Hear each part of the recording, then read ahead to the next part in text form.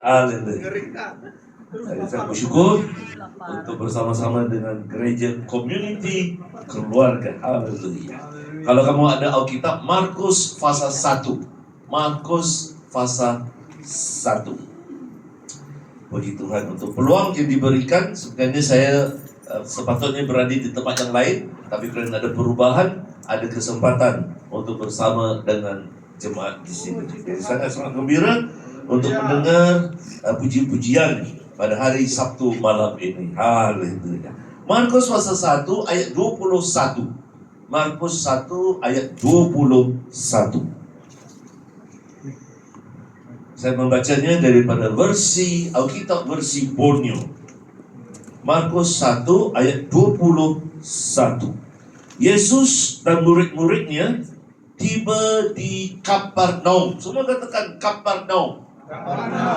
Pada hari Sabat berikutnya, Yesus masuk ke Saumaah lalu mengajar.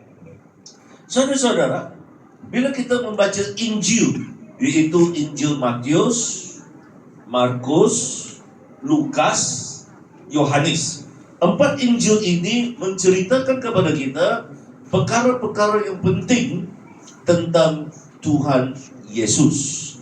Apakah yang penting tentang 4 Injil ini yang memberikan kita satu gambaran, satu bayangan siapakah Tuhan Yesus?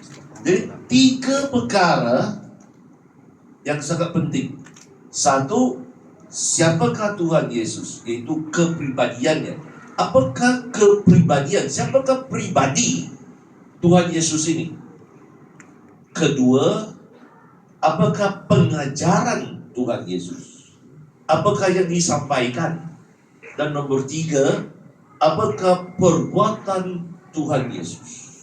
Jadi 3 perkara ini akan disampaikan atau diajarkan memang daripada Kejadian sampai pada kitab Wahyu, tapi di antara 4 kitab ini, itu kita namakan kitab-kitab Injil, dia memberikan kita gambaran yang lebih jelas, yang lebih khusus.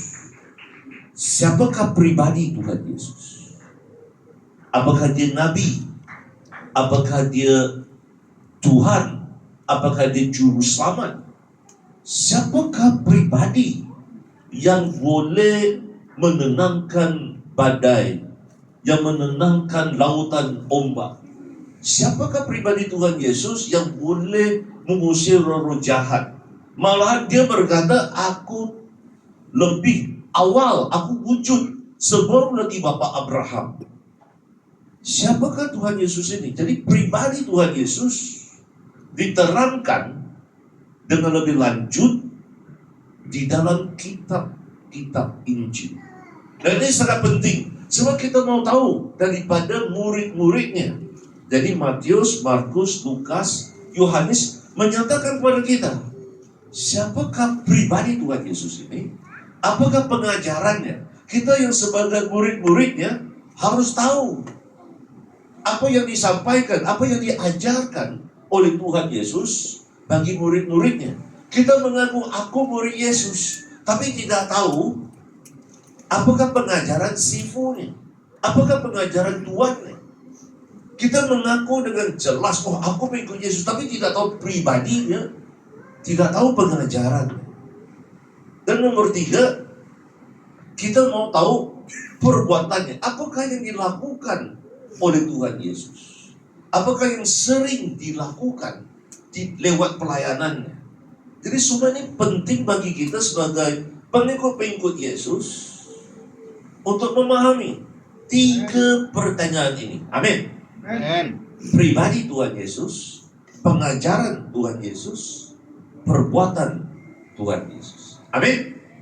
Malahan ini 3 perkara merupakan seluruh hidup kita. Kita berjalan di dalam hidup ini untuk mengetahui jawaban, untuk mengetahui lebih mendalam lagi 3 perkara ini. Siapakah pribadi Tuhan Yesus ini dengan lebih akrab lagi, dengan lebih mendalam lagi, sedalam-dalamnya kalau boleh. Supaya kita boleh mengajar, kita boleh menerangkan buat orang lain. Amin. Sebetulnya kita ada gereja, kenapa kita ada jemaat? Supaya jemaat tujuannya untuk melaungkan, untuk mewartakan pribadi Tuhan Yesus. Malahan bukan hanya pribadi Tuhan Yesus, tapi juga pengajaran-pengajaran. Makanya sangat penting bagi kita untuk tahu apakah yang disampaikan oleh Tuhan Yesus lewat firman Tuhan. Amin. Amin. Sebab itu ialah dorongan kita, itulah motivasi kita, supaya kita tahu pengajaran-pengajarannya melalui firman Tuhan. Beritahu orang sebelah, jangan malas baca Alkitab. Coba beritahu sebelah. Ramai orang malas baca Alkitab. Beritahu orang sebelah, jangan sibuk dengan WhatsApp engkau. Coba beritahu orang sebelah. Coba. TikTok.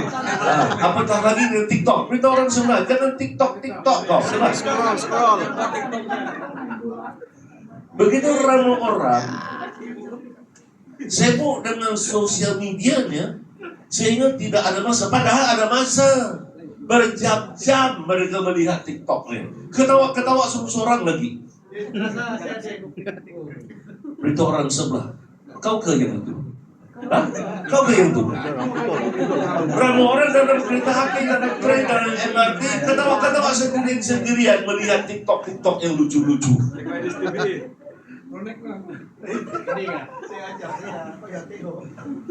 Jadi begitulah masalah orang. Tapi kalau baca Alkitab dia tak benar. Jarang-jarang membaca Alkitab. Begitu malas, apatah lagi kalau suruh pergi ke sekolah Alkitab. Ya ampun. Beritahu orang sebelah, bertobatlah kau ni. Coba beritahu dia, bertobatlah kau. Sudah bertobat, Pastor. Haleluya. Begitulah. Dan ketiga tentang perbuatan Tuhan Yesus. Kita harus tahu mujizat-mujizatnya. Apakah yang telah dilakukan oleh Tuhan Yesus? Supaya kita senang untuk terangkan kepada orang-orang yang lain yang bertanya kepada kita, kenapa kita obsesi tentang Tuhan Yesus? Kenapa kita begitu gairah tentang Tuhan Yesus? Kenapa kita selalu menjerit-jerit menyembah Tuhan Yesus? Sebab pribadinya, pengajarannya, perbuatan. Amin. Jadi hari ini kita perhatikan di Markus pasal 1 ayat 21. Yesus dan murid-muridnya tiba di Kapernaum. Kapernaum adalah tempat pengajaran Tuhan Yesus, pusat operasinya. Yesus dilahirkan di Bethlehem, diperbesarkan di Nazaret, tapi tempat pelayanannya ialah di Kapernaum. Kapernaum adalah tempat di mana para rasul Petrus, Yohanes membesar, itu kampung halaman mereka. Dan di Kapernaum lah Tuhan Yesus sangat senang diterima. Dia ditolak di Nazaret. Nazaret tidak menerima, itu kampung halamannya. Tapi kampung halamannya menolaknya, tidak menerima Tuhan Yesus. Yerusalem tidak perlu lagi kita cerita. Yerusalem menyalibkannya. Yerusalem menolaknya. Tapi Kapernaum adalah tempat di mana Tuhan Yesus dengan bebas, dengan senang melayani. Mereka menerimanya dengan besar hati. Jadi saudara-saudara, ada tempat-tempat yang menerima kita. Ada juga tempat-tempat yang menolak kita. Ada tempat-tempat yang langsung tidak mau mendengar ajaran firman Tuhan. Jadi untuk Tuhan Yesus di Kapernaum, ini tempat pelayanan atau tempat markas pelayanan dia yang sangat penting. Karena sebab di Kapernaum dia sangat diterima, sangat disanjung, sangat dihormati. Malahan orang berebut mencari dia di Kapernaum. Karena Kapernaum markas pelayanan. Mereka tidak mencari dia di Bethlehem, mereka tidak mencari dia di Nazaret. Malahan di Nazaret mereka mengusir dia keluar. Mereka menolak pelayanan dia. Mereka tidak mau dilayani. Maka dikatakan oleh firman Tuhan, dia tidak dapat melakukan banyak mujizat di Nazaret karena mereka tidak beriman. Makanya ramai orang yang tidak beriman tidak mengalami mujizat-mujizat Tuhan. Tapi di Kapernaum banyak sekali mujizat-mujizat yang terjadi di situ. Kenapa? Karena mereka ada iman. dalam Tuhan Yesus. Apakah iman kita? Apakah kita menjadi tempat di mana kita menyanjung Tuhan Yesus? Supaya di tempat di mana Yesus disanjung, dihormati, disembah, disitulah mujizat terjadi. Amin. Sebab itu kita mau jadikan gereja kita ini, supaya kita jadikan tempat ini sebagai satu tempat yang selalu mengalu-alukan kedatangan Tuhan Yesus. Amin. Karena bila ada hadirat Tuhan, disitulah terlaksana, terjadi mujizat demi mujizat. Maka kita membaca dia ayat 21. Yesus dan murid-muridnya tiba di Kapernaum. Dan kita belajar lagi satu perkara, Tuhan Yesus seringkali membawa tim pelayanan. Dia seringkali membawa murid-muridnya supaya dia boleh memuridkan, mementorkan mereka. Tim ministry. Dia melakukan pelayanan sebagai satu tim. Jadi Tuhan Yesus dan murid-muridnya tiba di Kapernaum. Apa berlaku? Pada hari Sabat berikutnya. Jadi Tuhan Yesus menunggu waktu pada hari Sabat, yaitu Jumat malam sampai Sabtu petang. Apa berlaku? Yesus masuk ke Soma'ah. Soma'ah adalah bahasa lama, istilah lama untuk rumah ibadat orang Yahudi. Jadi rumah ibadat orang Yahudi dipanggil Soma'ah, atau kalau bahasa Inggris Synagogue, yaitu rumah ibadat orang-orang Yahudi, tempat orang-orang Yahudi menyembah Tuhan. Jadi dipanggilnya Soma'ah. Apa yang Yesus lakukan? Lalu mengajar. Sudah katakan mengajar.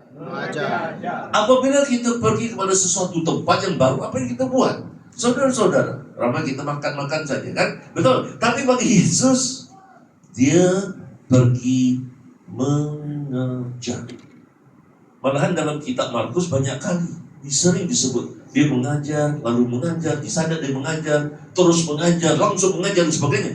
Jadi banyak kali pelayanan pengajaran Tuhan Yesus. Jadi kalau kamu pulang rumah panjang, rumah di Sabah, di Sarawak, di Indonesia, di orang asli, di mana saja kamu pergi, apa kamu buat? Mengajar firman Tuhan. Amin. Sebab itu sangat penting bagi kita diperlengkapi dengan firman Tuhan. Supaya di mana saja kita pergi, kita mengajarkannya. Amin. Amin. Jadi harus kita selalu siap.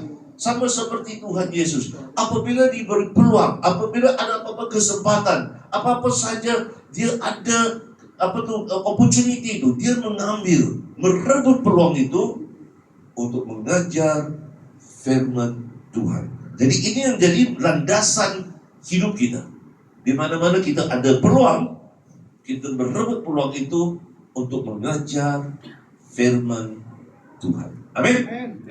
Ayat 22. Ayat 22. Mereka kagum. Semua katakan kagum. Orang Indonesia kaget, tapi orang Malaysia kagum. Mereka kagum dengan ajarannya, luar biasa. Apakah yang buat kamu kagum? Orang-orang kagum dengan mujizat-mujizat Tuhan Yesus. Tapi mereka di situ, mereka kagum dengan ajarannya, luar biasa. Saudara-saudara, apakah kita kagum dengan firman Tuhan? Apakah kita kagum dengan kebenaran dan prinsip-prinsip firman Tuhan? Jadi kita baca ini, mereka kagum dengan Tuhan Yesus karena dia mengajar dengan penuh wibawa. Dia tidak mengajar sebagai seseorang yang tidak tahu firman Tuhan, tapi dia mengajar dengan wibawa, authority. Dia mengajar dengan suatu kekuasaan yang luar biasa karena dia bergerak dengan Roh Kudus. Amin. Ya, cantik poster ini. Siapa yang buat dia? Jadi dikatakan di sini mereka kagum. Apa yang mereka kagum? Mereka kagum dengan ajarannya. Saudara, ramai orang tidak kagum dengan ajaran Tuhan. Malahan mereka tidur. Beritahu orang sebelah, dia macam cakap pasal kau. Kan? Ramai orang tidak kagum, malahan tidur waktu orang tengah berkhotbah. Beritahu orang sebelah, dia masih lagi cakap pasal kau. Begitu ramai orang tidak kagum, tapi mereka kagum dengan firman Tuhan karena dia mengajar dengan penuh wibawa. Karena firman Tuhanlah yang mengubah hidup kita. Amin. Bila kita mengajar firman Tuhan dengan pimpinan Roh Kudus, dengan urapan Roh Kudus, dengan kuasa Roh Kudus, firman Tuhan itu mampu mengubahkan seluruh hidup kita. Amin. Amin. Sebab itu kita sangat-sangat pentingkan firman Tuhan. Kita tak boleh ada kebaktian tanpa firman Tuhan. Ada orang ingin nyanyi, ingin menari, ingin buat baca-baca, tapi pastor tolong kalau boleh jangan khotbah. Gila orang ini. Gila. Mula-mula. Tidak logik. Tanya orang sebelah, lu gila kah?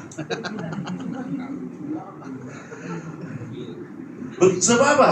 Sebab firman Tuhanlah yang ada kuasa. Kuasa itu yang mengubahkan kita. Ramai orang memerlukan firman Tuhan dalam hidupnya. Karena firman Tuhan ada kuasa untuk mengubahkan pemikirannya. Daripada pemikiran yang diubahkan oleh firman Tuhan, hidupnya berubah. Amin. Dia tidak lagi terikat dengan rokok, dengan dukun, dengan pomoh. Dia tidak lagi terikat untuk mendoakan orang-orang yang tak patut didoakan, orang-orang yang mati dan sebagainya. Ada perubahan. Firman Tuhan itu mengubahkan hidupnya. Berapa orang mau berubah? Berapa orang Tuhan ubahkan saya, tapi dia tidak tahu cara perubahan adalah pemikiran yang diperbaharui oleh firman Tuhan.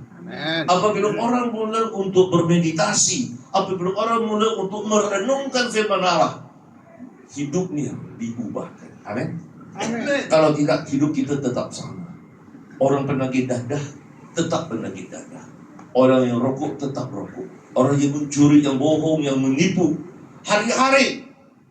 Kenapa? Sebab pemikirannya masih belum diubahkan. Apatah lagi ramai lelaki-lelaki yang sibuk mencari sumandak-sumandak dan sumobadak. Mereka mau girlfriend tapi tak nak kahwin. Tanya orang sebelah, macam kau ni. Ramai orang kan dia kan mau boyfriend, dia mau girlfriend, dia hanya mau satu permainan, satu kontrak, tapi dia tak mau satu komitmen. Apa kata orang dulu-dulu? Dia katakan dia dia mencari kebebasan. Dia mau main, dia mau apa perhubungan, dia mau ada satu relationship, satu teman untuk cakap, tapi dia tak ada pernikahan. Apa dia katakan? Dia katakan lepaskan aku. Dan sebab aku cinta kebebasan. Maafkan diriku ini. Aku cinta kemerdekaan. Aku mau merayau-rayau seluruh langit dan lautan.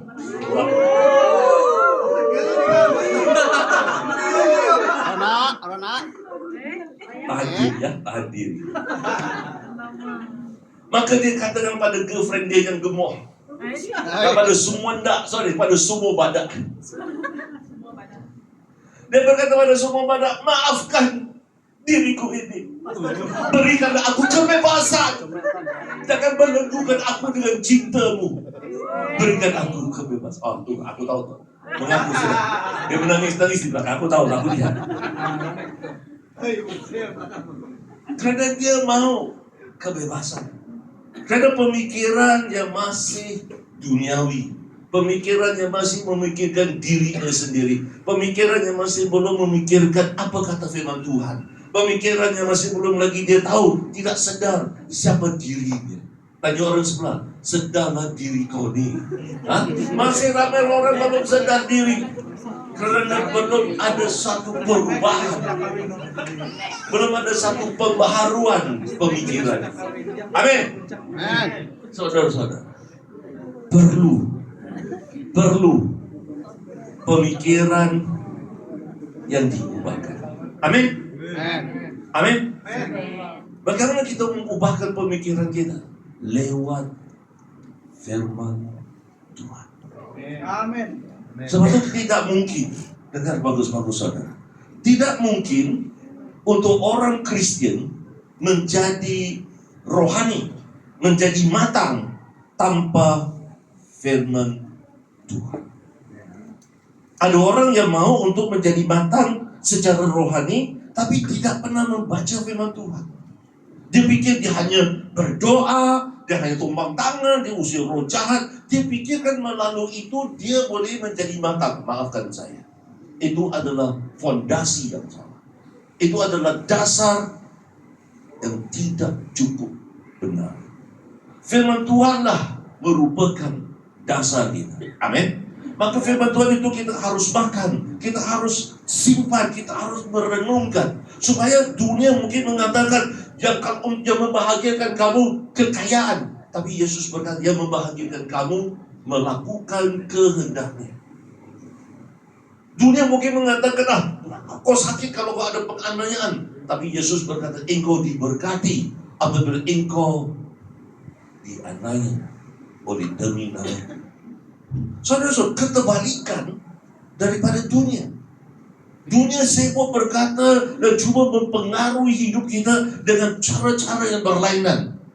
Tapi firman Tuhan mengajar kita hidup yang ketebalikan. Amin. Dunia hanya pentingkan dirinya sendiri. Tapi Tuhan Yesus suruh kita mengasihi.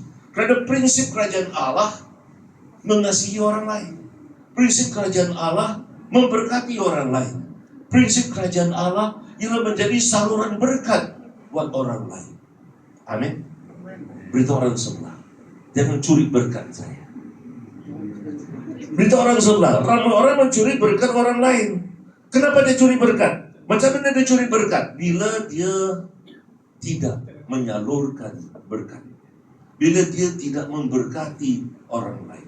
Apabila dia tidak mendoakan orang lain, apabila dia tidak menggunakan karunia rohaninya, sehingga mereka mencuri kerana mengabaikan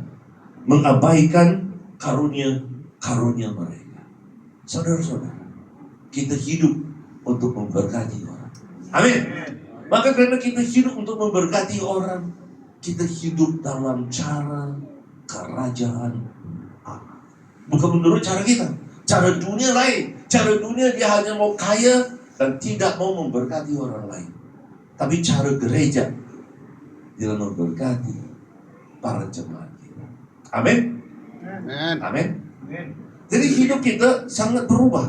Kita hidupnya mau untuk menurut cara Tuhan. Dan cara Tuhan sangat-sangat berbeda. Makanya kita perlu ubah pemikiran kita. Supaya pemikiran kita ini memiliki firman Tuhan. Ramai orang mau berubah, tapi selagi pemikiran dia belum berubah, dia tidak boleh mengalami transformasi yang Tuhan ingin berikan buat dia. Dulu dia senang dengan dosa. Bila dia bertobat, dia benci dengan dosa yang sama. Dia tidak mau lagi hidup dalam keadaan yang berdosa. Amin. Sebab itu Yesus berkata di sini, apa yang berlaku? Dia kemana saja dia pergi mengajar firman Tuhan, saudara-saudara. Apa yang kita mau lakukan? Kita mau mengajar firman Tuhan di mana saja kita berada. Ayat 22. Mereka kagum dengan ajarannya. Apa yang mereka buat? Mereka kagum dengan Tuhan Yesus. Kerana mereka melihat bahwa dia mengajar dengan wibawa. Haleluya. Dia mengajar dengan kekuasaan, tidak seperti ahli Taurat mereka. Dengan bagus-bagus. Orang mengajar seperti ahli Taurat mereka. Apa arti mengajar seperti ahli Taurat, saudara-saudara? Ramai orang saya melihatkan mereka mengajar menurut aliran gereja mereka. Mereka tidak mengajar menurut firman Tuhan. Mereka mengajar dengan cara yang pura-pura. Saudara-saudara, yang mengubahkan hidup kita, yang memerdekakan kita, bila kita mengajar firman Tuhan yang tuli. Amin. Ramai orang mau ikut mazhab mereka, ikut penafsiran manusiawi mereka. Tapi mereka tidak menurut firman Tuhan. Apakah yang dikatakan, apakah yang diajarkan oleh firman Tuhan pada dasarnya, pada prinsipnya, supaya kita mengikuti prinsip firman Tuhan. Makanya ramai orang terbelenggu, terikat dengan sistem agamawi. Mereka terikat dengan sistem denominasi mereka. Mereka terkungkung, dipenjarakan, bukan dimerdekakan, tapi dipenjarakan dengan ajaran yang palsu. Hari itu baru saya khotbah di satu camp. Salah satu pengajar itu berkata, Yesus akan datang 20-30. Aduh, panik orang. 20-30 aku belum kawin, Bapak. Pastor, aku nak kawin di bantu Tuhan. Panik orang. Saya beritahu cerita. 30 tahun yang lalu ada satu balu telepon saya. Pastor, saya dihalau keluar, saya tak ada rumah. Saya tanya kepada dia, waktu suami kamu masih hidup, kenapa kamu dan suami tidak beli rumah? Sekarang kamu 60 tahun, kenapa waktu suami masih hidup, kenapa kamu berdua tidak pergi beli rumah? Ada. Dia berkata sebab ada guru, ada pastor ajar kami, Yesus mau datang. Karena Yesus mau datang, jangan beli rumah. Ada orang cakap, sebab Yesus mau datang, jangan kawin. Atau tengok, orang dulu budak-budak bujang menangis tu. Saya tengok dulu bujang tengah menangis. Sebab ajaran-ajaran yang tidak benar, ajaran-ajaran atau aplikasi dia yang tidak bijaksana. Apatah lagi ada student, Pastor, Yesus mau datang, saya tak mau belajar lagi. Oh, Yesus mau datang, saya tak mau buat assignment lagi.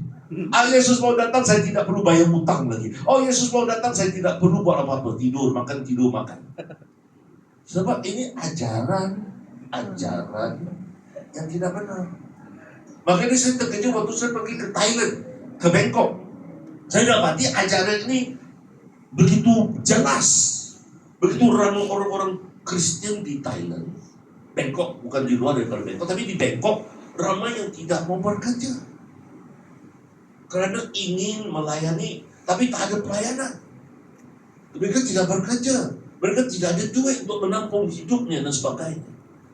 Sebab mereka berkata Yesus akan datang segera, maka dia jangan perlu bekerja.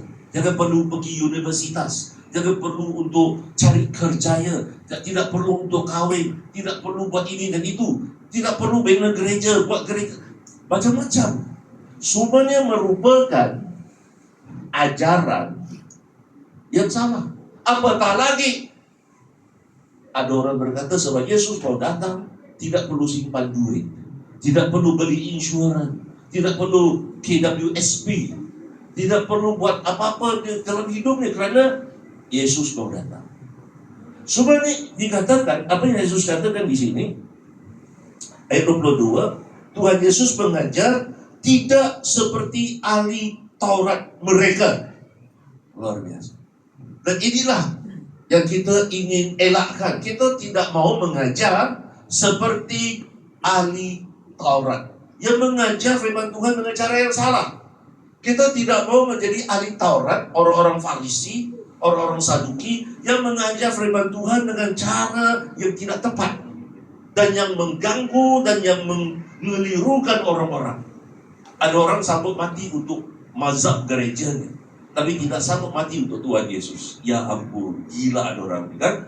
Ada orang lebih senang untuk mati bagi gereja. Mereka bangga dengan gereja, dengan aliran mereka. Padahal waktu kita pergi ke surga, tidak ada satupun mazhab di situ.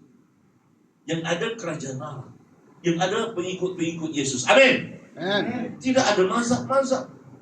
Orang-orang sibuk dengan mazhab-mazhab mereka sendiri. Padahal tidak ada mazhab yang menyelamatkan kita. Tidak ada mazhab yang membawa kita, yang memberikan kita paspor untuk masuk ke surga. Yang memberikan kita paspor masuk surga siapa? Tuhan Yesus. Hanya dia. Tapi ada orang sibuk dengan mazhab-mazhabnya, malah tidak mau untuk bersekutu, untuk bergaul dengan orang daripada kerajaan Allah. Mereka hanya mau bersama dengan mazhab mereka. Sebab itu saya heran dengan firman Tuhan ini. Ayat 22, mereka kagum dengan ajaran Tuhan Yesus karena dia mengajar dengan penuh wibawa. Ini yang saya mau kamu menjadi, supaya kamu menjadi orang-orang yang mengajar firman Tuhan dengan wibawa. Amin.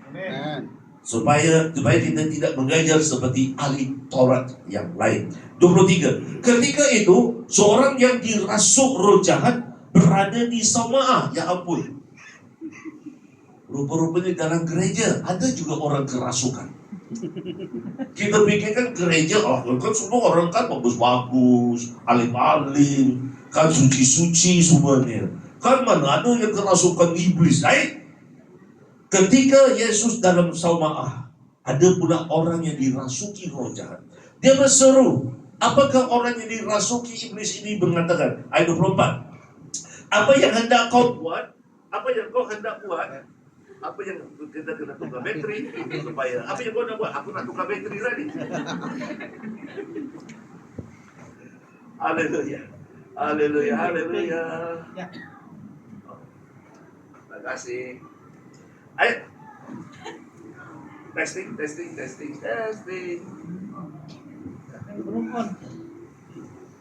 ada. Testing. Ayo. Merdeka kau. Boleh. Ayat 24. Ayat 24. Hilang lagi. Oh, juga pastilah. Jangan. Oh, oke. Boleh sudah. Testing, boleh. Alright, jom. Saya jangan bergerak. Testing. Merdeka. Tukar bateri. Mike sudah kerasukan. Kerasukan dong, cis pulang.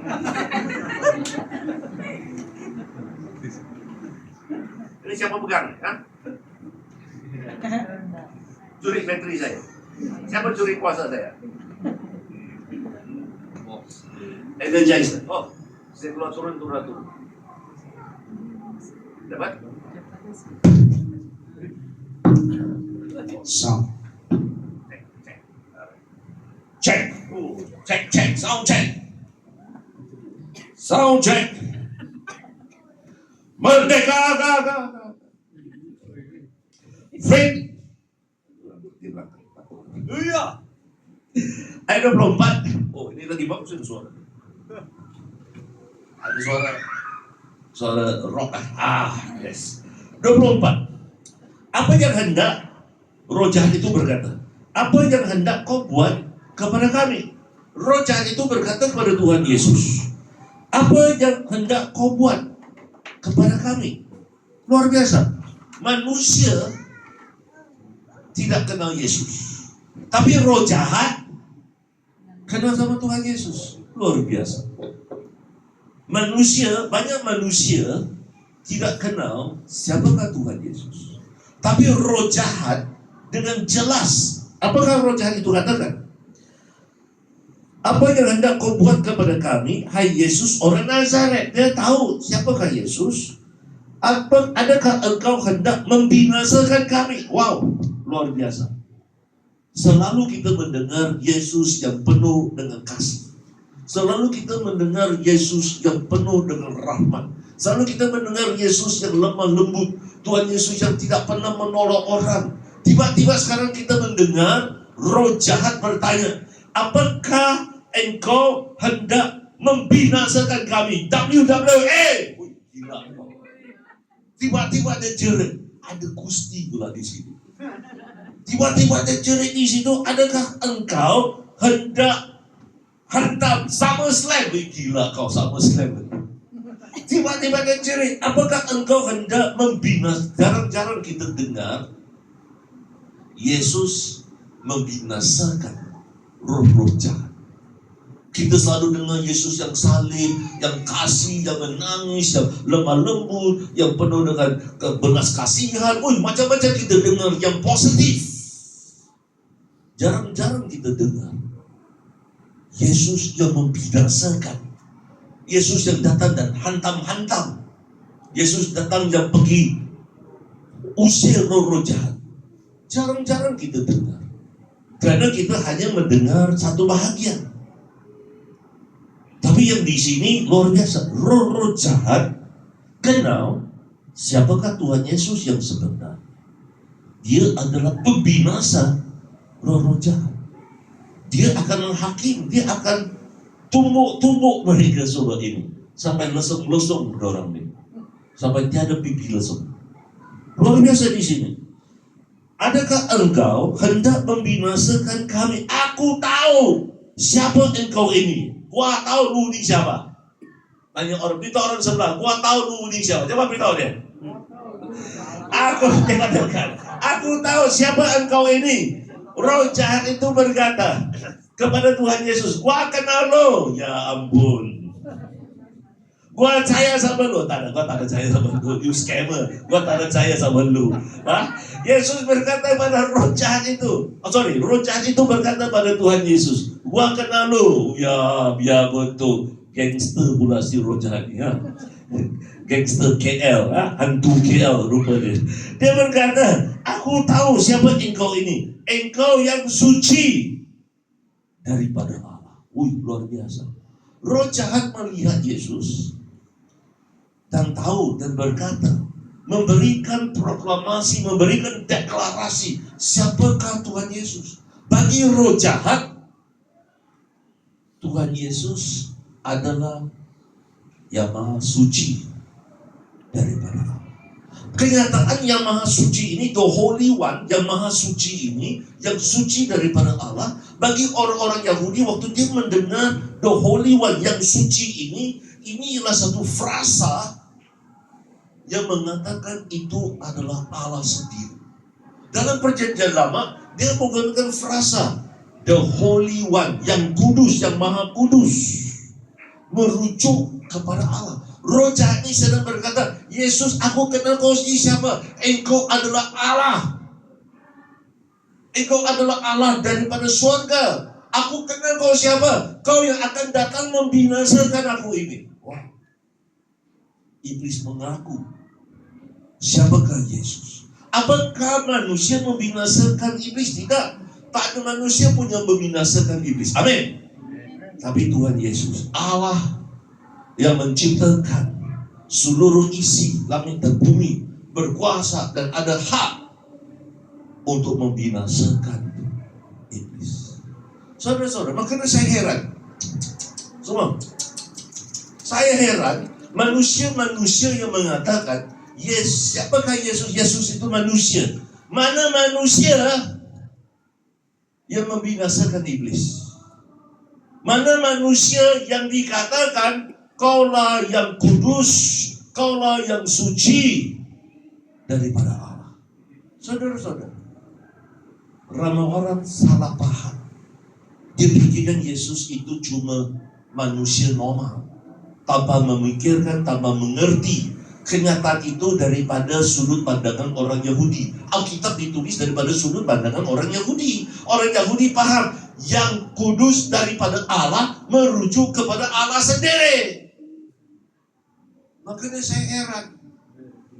Manusia berkata Yesus tidak pernah, Alkitab tidak pernah mengaku Yesus adalah Allah. Mereka tidak paham firman Tuhan. Yang saya heran orang Kristen sendiri pun tidak tahu. Yang saya heran orang Kristen sendiri percaya dengan kenyataan-kenyataan palsu ini. Apa masalah korang nih? Coba tanya orang sebelah, apa masalah kau? Coba tanya dia. Sampai mereka tidak tahu firman Tuhan yang disampaikan dengan jelas. Dan lagi satu lagi hadirin. Kita pikir roh jahat itu dalam orang itu. Tidak, maafkan saya. Kita pikir roh jahat itu dalam orang itu. Salah. Jawaban itu salah. Dalam bahasa Yunani memberikan satu kita gambaran, roh itu telan manusia. Manusia itu dalam roh, bukan roh itu dalam manusia. Dia nampak roh itu, roh jahat itu dia nampak. Roh itu telan manusia. Bukan manusia, bukan roh jahat itu dalam manusia. Bukan T-Rex, dinosaur dalam kamu, tapi kamu dalam dinosaur. Boleh tangkap? Jadi bila roh-roh itu melihat dalamnya, itulah masalah kita. Masalah kita hidup dalam dunia pepecah. Malaikat, roh-roh hidup dalam dimensi roh. Bila dia hidup dalam dimensi roh, dia bukan lihat kamu. Dia lihat siapa yang Apa kamu dipenuhi? Kamu dipenuhi dengan Roh Kudus? Kamu dalam Roh Kudus? Atau kamu dalam roh jahat? Dia boleh nampak. Malaikat boleh nampak dengan jelas. Tapi sebab kita terlampau biasa hanya melihat manusia sama manusia, kita tidak melihat dalam alam roh. Alam roh seperti roh jahat ini, dia lihat. Orang yang dirasuki itu dia lihat. Roh yang kelihatan, roh jahat itu yang kelihatan. Manusia yang kecil itu ditelan oleh roh jahat itu. Kamu kena paham. Sebab itu kita hidupnya kita berdoa supaya mata rohani kita boleh melihat. Jangan melihat manusia dan menilai manusia menurut kemanusiaannya, tapi melihat potensinya. Amin. Kita melihat siapa dirinya. Kita melihat apakah dia sudah lahir baru atau belum. Dan orang tanya, Pastor, bolehkah saya kahwin dengan budak tu? Kenapa? Budak tu kan, Pastor, kiu Pak Pastor, comel Pak Pastor, macam opa Pak Pastor. Jangan suruh saya, tapi apakah dia perlu percaya sama Tuhan? Tapi Pastor, kiu Pak dia tu Pastor. Jangan suruh saya pergi putus-putus, jangan breakfast dengan dia. Tapi saya tahu dia masih lokop-lokop, RMIT lagi, tapi Pastor, Cuba dia Pastor, Cuba. Woi, bukan kau, duduk kau. Dia bikin diri dia. Ada orang, sebab dia tidak melihat ke dalam roh. Kita lihat dalam roh. Amin. Kita sebagai orang manusia yang sudah lahir baru, manusia yang diperbaharui dengan firman Allah, kita hidup melihat orang dalam dunia. Apakah orang ini takut akan Tuhan? Apakah orang ini hidup untuk Tuhan? Apakah orang ini menyembah Tuhan? Apakah orang ini ingin mengembangkan kerajaan Allah? Atau dia hanya hidup untuk dunia yang makin lama makin musnah? Apa tujuan hidupnya? Apa motivasi hidupnya? Ke arah mana hidupnya? Apa keinginan hidupnya? Tidak ramai orang hidupnya terbelenggu dengan cinta-cinta romantik yang salah. Perhubungan Kristen seharusnya didasari dalam penyembahan. Jadi kita tidak ikut emosi. Karena kan orang hidup kan dalam emosi-emosian. Aku kan sayang dia, walaupun dia tidak percaya sama Tuhan, tapi aku sayang dengan dia. Dia boleh buat saya lihat bunga kembang di padang gurun. Di padang gurun pun aku boleh lihat bunga kembang mekar. Wow, itulah cinta. Cinta yang boleh mengubahkan pemikiran seseorang. Dalam kegelapan, dalam tempat-tempat yang susah, aku lihat sekuntum bunga mekar kembang di situ. Wow! Ini adalah cerita orang. Jangan bosan terlalu banyak. Jadi orang terbelenggu dengan kasih-kasihnya itu. Emosian, sentimentalism, kata orang itu. Dia tak pernah pikir, apakah orang ini menyembah Tuhan atau tidak. Pasal dia pergi gereja 2 kali setahun dia pergi. Christmas dia pergi, Easter dia pergi. Ada lagi hebat, 2 kali seumur hidup. Waktu baptis, waktu dikuburkan. Dia kata dia pergi gereja. Tapi apakah dia menyembah Tuhan atau tidak? Apakah dia mau memberi pada Tuhan atau tidak? Apakah dia mau melayani Tuhan atau tidak? Apakah dia mau bersaksi untuk Tuhan atau tidak? Apakah dia ingin mengembangkan kerajaan Allah atau tidak? Apakah dia ingin mengutamakan Tuhan Yesus atau tidak? Atau dia masih lagi sibuk cari bomo-bomo dia, cari dukun-dukun dia, bukan cari dusun-dusun, tapi cari dukun-dukun dia. Siapakah orang ini?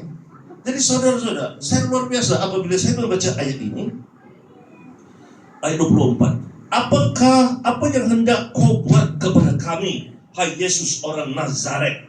Adakah engkau hendak membinasakan kami?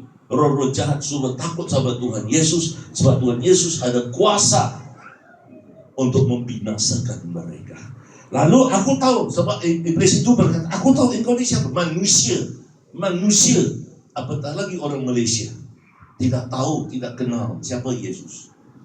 Setan iblis ini berkata, engkau yang suci daripada Allah. Perkataan yang suci, istilah itu memang dalam huruf besar. The Holy One of God. Kaulah yang suci. Itu satu gelaran.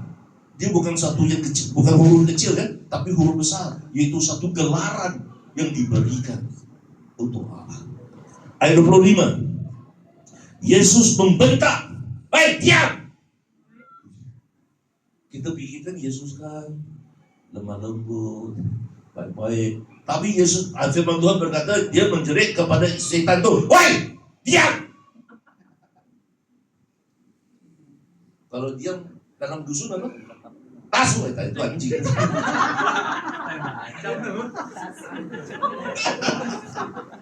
Lupa saya. Lupa.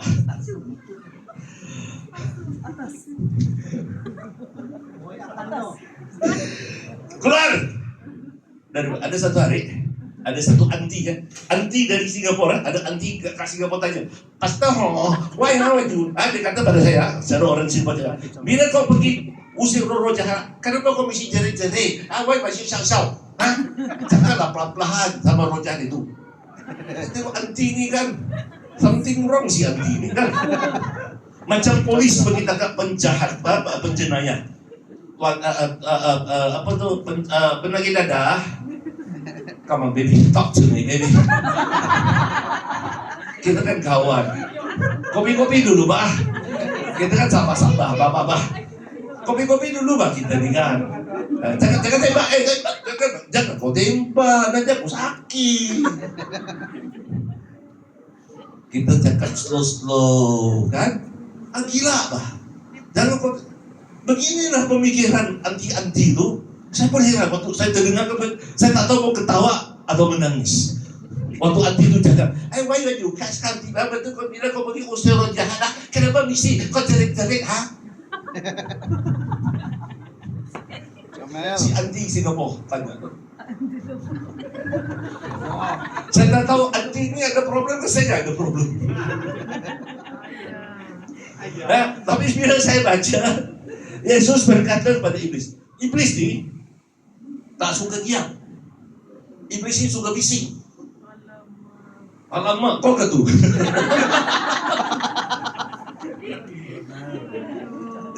Si iblis ni suka cari perhatian. Iblis biasa dia suka cari perhatian. Dia tak suka senyap. Jadi dia ingin menarik perhatian pada dirinya. Jadi dia selalu bising-bising, buat drama lah, pak kata orang. Mula dah dia buat drama kan? Begini dia. Startlah di situ. Apa tu? Yesus membentak, bercakap dengan keras, dengan lantang kepada roh itu. "Woi, diam! Sadap you!" Itu bahasa dusun yang asli, okay? Sadap you. Keluar. Itu kalau ada kawan kita, "Pola lah!" Itu dia cakap. "Pola lah!" Oh sorry, ada orang keluar, sorry ya. "Pola lah!" Dia cari itu. Itu bagus tuh. Sebab tu, waktu saya ke India pun saya khotbah macam ni ya. Pola, Yesus cakap itu Yesus cakap pola lah. Orang India saudara situ tampuk tu saya di Bangalore, jangan kau memena. Jadi Yesus membentak roh itu diam, keluar daripada dia. Roh jahat itu apa? Menggoncang-goncang. Betul, ada satu kali waktu saya di Sarawak, saya sedang buat camp, banyak pelepasan. Jadi ada yang termuntah-muntah, tergoncang. Ada budak tu datang, Pastor, tak pernah pun saya lihat benda ini. Betul ke dalam Bible? Adakah Bible ajar benda ni? Ada budak ni. Dia kata dalam gereja saya tak ada pun benda macam ni. Betul ke apa lu buat tu? Gila ada orang. Lalu saya buka lah ayat ni. Kau baca lah, kau dengar. Apa budak tu, apa roh jahat itu buat? Roh itu menggoncang-goncang tubuh orang yang dirasuk. Lalu keluar sambil menjerit. Roh jahat itu bila diperintahkan oleh Tuhan keluar, dia perlu keluar. Tapi dia merajuk, aku tak nak keluar dari, tapi dia kena tarik keluar. Kenapa? Waktu Yesus perintahkan keluar, malaikat-malaikat Tuhan tarik dia keluar. Tapi aku tak nak, aku dah happy kat sini. Aku ada kondo, ada swimming pool. Come on baby, kasihlah aku cat. Kasihlah aku tinggal kat sini. Aku ada gym lagi, aku boleh pergi gym hari-hari kau tahu. Ada personal trainer yang gagal, boleh bawa aku kat situ, dapat free. Jadi waktu dipanggil, dikata dalam nama Yesus keluar. Dia perlu keluar sebab dikasih perintah. Tapi dia mungkin ambil masa sedikit. Dia mungkin tipu-tipu kamu. Dia mungkin tak nak keluar, dia gaduh. Kan? Begitu. Itu jangan kena tipu.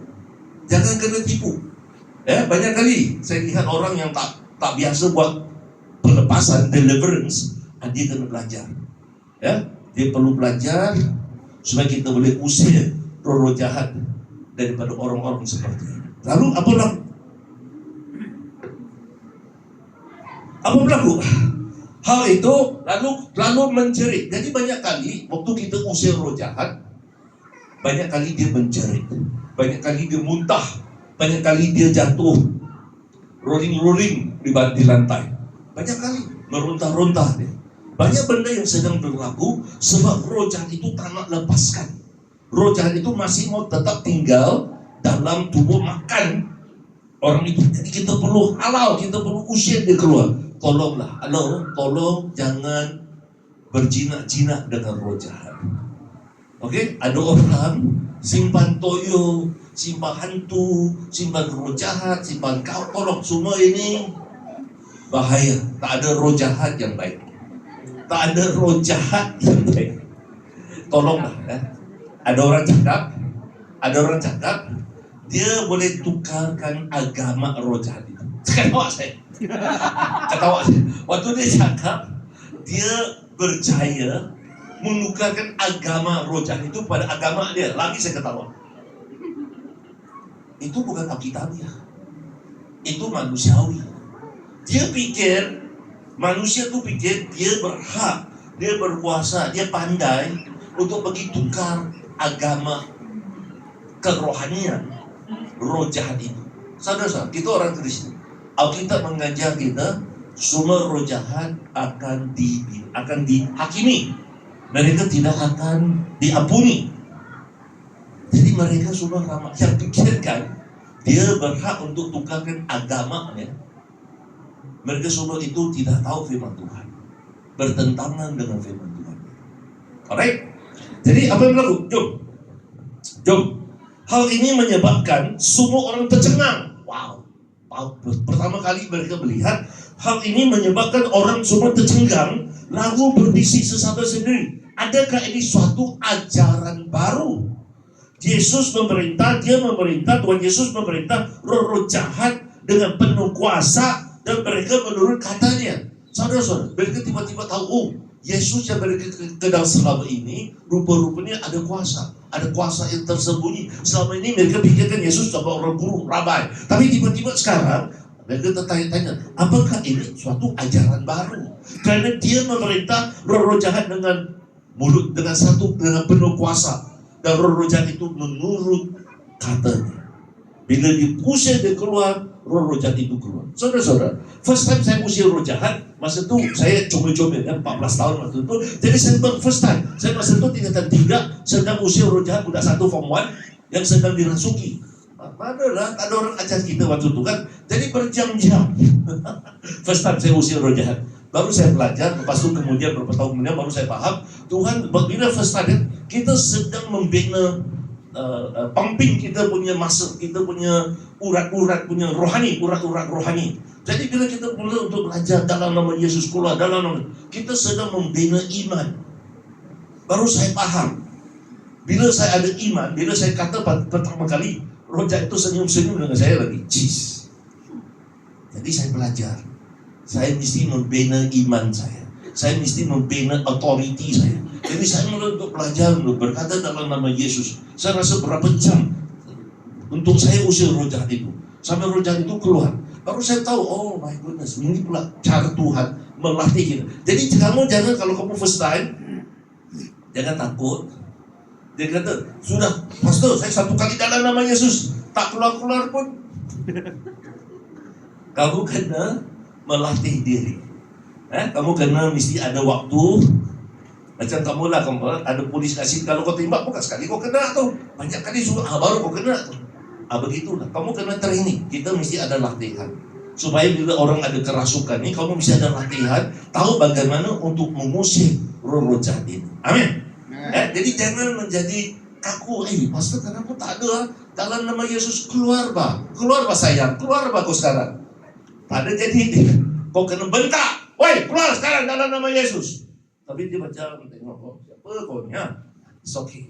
Kita belajar, amin. Kita belajar sampai dia takut dengan kita, amin. Jangan takut dengan roh jahat, tapi roh jahat yang takut dengan kita sebab kita dipenuhi dengan Roh Kudus. Kita dipenuhi dengan Roh Kudus. Jadi kita belajar ini. Jadi luar biasa ayat ini.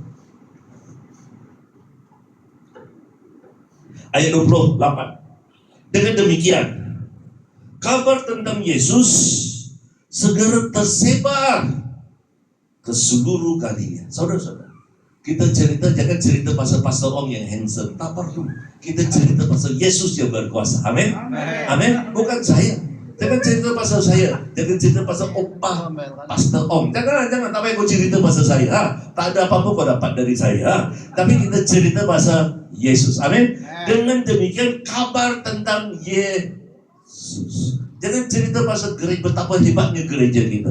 Kita cerita betapa hebatnya Tuhan Yesus. Amin. Itu yang penting. Bukan saya mati untuk kamu. Saya perlu Tuhan Yesus mati untuk saya. Saya juga orang yang berdosa. Amin. Jadi yang kita agungkan, yang kita muliakan Tuhan Yesus. Jadi apa kita buat dengan demikian? Kabar tentang Yesus. Ini yang kita mau. Kita mau kabarkan betapa hebatnya Tuhan Yesus, betapa baiknya Tuhan Yesus, betapa berkuasanya Tuhan Yesus. Itu yang kita mau sampaikan. Amin. Betapa luar biasanya Tuhan Yesus yang kita percaya. Lalu apa berlaku? Ke seluruh Galilea. Ayat 29. Yesus dan murid-muridnya termasuk Yakobus dan Yohanes keluar dari Soma itu lalu ke rumah Simon dan Andreas. Ibu mertua Simon sedang demam, terbaring di tempat tidur. Setibanya Yesus di situ diberitahu tentang hal itu. Jadi mereka sampaikan. Jadi waktu itu di rumah di Sama'a, sekarang pulang ke rumah. Saya luar biasa. Yesus melayani di mana-mana. Ada orang hanya boleh melayani dalam gereja. Kalau rumah buat appointment pergi gereja. Yesus lain. Di Sama'a juga dia melayani. Di rumah dia juga melayani. Di ramai orang dia melayani. Dan satu keluarga yang kecil dia juga melayani. Amin. Luar biasa. Itu yang saya suka betul dengan Tuhan Yesus. Dia tidak memilih-milih. Ada orang yang hanya memilih. Kalau kebaktian yang besar, kalau gereja yang besar, kalau ramai orang dia datang. Tapi kalau pelayanannya kecil-kecil, tidak famous, tidak ramai orang, apatah lagi ibu yang tua, buat apa aku pergi? Luar biasa Tuhan Yesus. Yesus melayani semua orang. Amin. Di Sama'a dia juga melayani. Di rumah ibu yang tua juga dia melayani. Amin. 31. Lalu Yesus menghampiri ibu mertua Simon, memegang tangannya dan menyembuhkan. Hilang pula airnya. Dan menolongnya bangun. Demam wanita itu hilang. Lalu dia melayani mereka. Luar biasa ajaran ini. Penyembuhan membawa kepada pelayanan. Amin. Ramai orang mau disembuhkan, tapi tidak melayani selepas disembuh. Ibu mertua si Simon pandai. Dia tahu lepas dia disembuhkan, dia terus melayani mereka. Kasih makan, kasih macam-macam untuk mereka.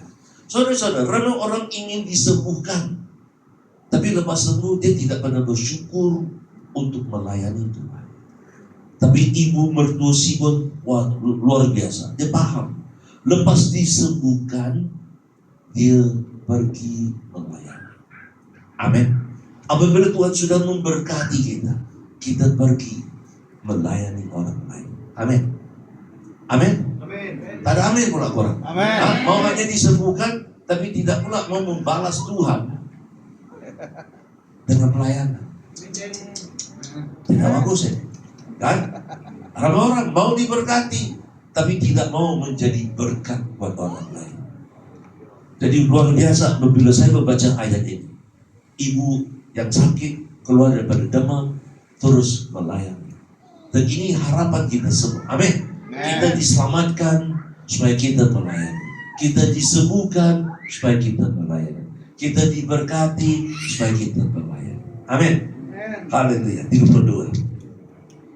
Apabila malam menjelang, semua orang sakit dan orang yang dirasuk roh iblis dibawa kepada Yesus. Semua penduduk kota berhimpun di hadapan. Jadi di Samaria tidak cukup, malam lagi buat kebaktian. Gila ada orang. Yesus menyembuhkan ramai orang daripada berbagai penyakit. Luar biasa Tuhan Yesus.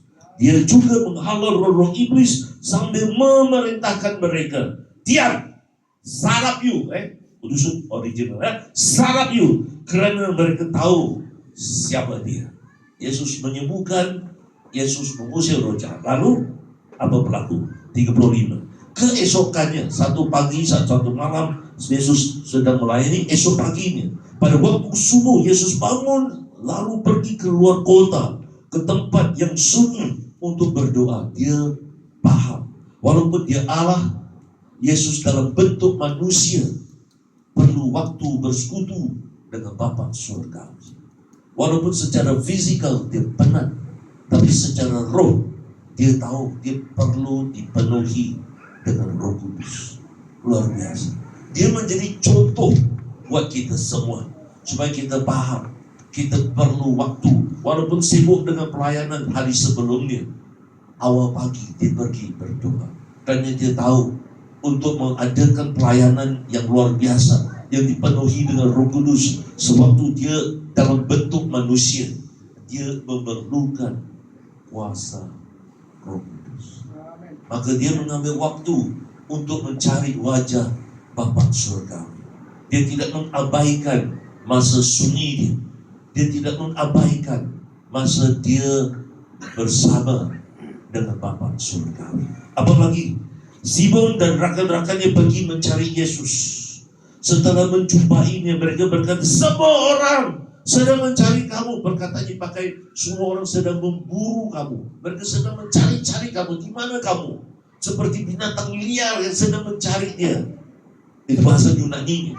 Untuk menunjukkan betapa terdesaknya mereka ini ingin mencari Yesus. Karena mereka tiba-tiba menjadi populer. Semua orang tengah cari-cari Yesus. Yesus sedang pergi tempat untuk berdoa. Lalu apa berlaku? Dengar. Yesus berkata, kita mesti ke kota lain di negeri ini, supaya aku dapat menyebarkan Injil di sana. Sebab untuk itulah maka aku datang. Lalu Yesus menjelajah ke seluruh Galilea, berkhotbah di Samaria, menghalau roh-roh itu. Saudara-saudara, apakah tujuan Yesus datang? Yesus kata, aku harus ke kota-kota yang lain. Yesus berkata, aku harus pergi menyampaikan kerajaan Allah di kampung-kampung, di kota-kota yang berbeda. Saudara-saudara, luar biasa kamu di sini. Amin. Kenapa kamu di sini daripada sama serang orang asli dan sebagainya? Karena kamu datang ke sini supaya kamu boleh mewartakan Injil di mana-mana. Amin. Dan saya ada bincang dengan Pastor Habil supaya kalau boleh kita mulakan kebaktian bahasa Inggris, bahasa Mandarin, bahasa Nepal, bahasa Bangla, macam-macam apa bahasa yang boleh di tempat kamu. Amin. Amin. Supaya kita menjangkau kota-kota yang lain, suku-suku yang lain, orang-orang yang lain. Apa tujuannya? Supaya kita boleh memberitakan betapa hebatnya Tuhan Yesus. Amin. Karena kita mau memberitakan berita baik, supaya mereka disembuhkan, supaya roh-roh jahat diusir, supaya firman Allah disampaikan, supaya hidup mereka ditransformasikan, supaya manusia mengalami kasih karunia Tuhan. Amin. Sebab itu Yesus luar biasa. Setiap kali saya baca ini, Yesus bukan gembala di gereja. Yesus adalah misionari untuk pergi ke kampung-kampung, kota-kota, negeri-negeri yang berlainan. supaya dia menyampaikan firman Tuhan buat semua orang. Amin. Jadi saya percaya Tuhan menaruh kamu di sini, bawakan kamu ke sini supaya kamu menjadi saluran berkat buat orang-orang di taman Sarah ini. Amin. Supaya kamu boleh mengkabarkan berita baik Tuhan Yesus. Mari kita berdiri. Haleluya. Thank you Jesus. Thank you Lord.